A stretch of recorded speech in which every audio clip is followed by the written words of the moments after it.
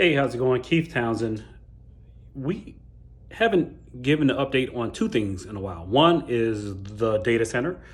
The engineers are hard at work with the draft bomb. I received the first bomb bill of materials for the data center. We're building it from used equipment, so from firewalls to 10 gig switches to some old hardware for servers and storage. The BOM is coming together nicely. One of the things that I'm having trouble figuring out is the firewall.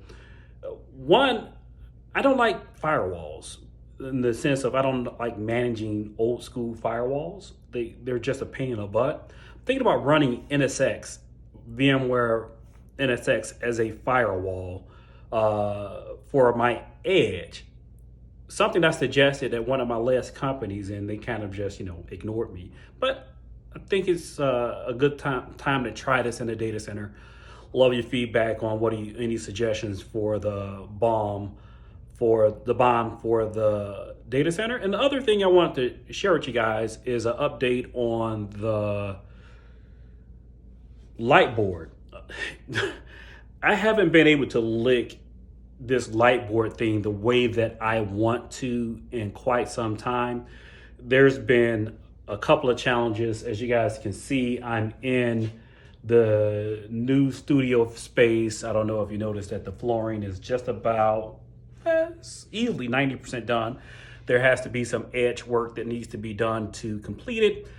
However, some of the practical challenges, unlike my other space on the other side of the wall, I don't have acoustic tiles at the top of the ceiling. It's just a drywall ceiling, and that might sound great from a visual aesthetic perspective, but from a sound perspective, I don't know if you noticed in that part there was a heck of an echo, and when I get behind the Lightboard you don't hear the echo as much, hopefully. So if you want to see, I have some janky sound dampening. I basically took some blankets, put the blankets on the wall on a whiteboard, and probably the biggest difference is that I did one behind the backdrop for the Lightboard. One of the bigger challenges that I've had with the Lightboard has been getting the colors to pop on my Lightboard, on the glass itself.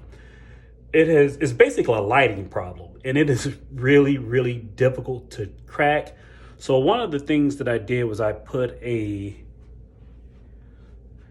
LED light that's hitting the Lightboard, and that seems to do the trick. But another challenge that I had with was that getting the backdrop to be pure black. I've tried a few different things. I've tried a green screen. That doesn't work because when my arm passes the marker changes colors, because that's how a green screen works. So the thing that I'm trying is like pure black. If you can't tell, this is paper, like a construction paper, a roll of construction paper. This is working fairly well. This completely absorbs light, and this looks as black can be. The problem was I didn't buy a roll that went across my whole rig, so I had to do seams of paper, and the seams are coming through. So I have to find a solution for that. I'll either go out and get a heavy curtain and try a heavy curtain, or I'll try to find a long roll of construction paper so that I can get that deep black backdrop. This has been a very, very, very challenging thing to lick, to consistently do Lightboards. Outside of the backdrop, my other big frustration is the glass itself. Resetting the Lightboard is super difficult. something that you would not consider a problem is getting all the smears and smudges off of the glass. The glass has to be like 100% clean. Otherwise, the smallest smidge will show up on the camera and basically ruin a light board.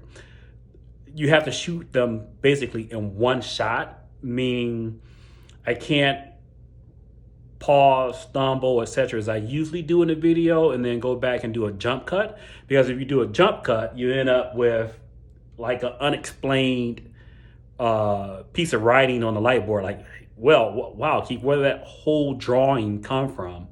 It's because, I started down a path, messed up, and then wanted to go back, but I can't go back because I've written on a light board. The light board is kind of like a timestamp. So super challenging. We're getting it down because customers are asking for light boards. I'm doing a light board for Intel now, and they love the concept, except it's super difficult to lick. If you guys got any suggestions on doing light boards, I'd love to hear your feedback. You got any questions on what I've done well and what I haven't done well, or what I haven't found work very well, hit me up on the Twitters at CTO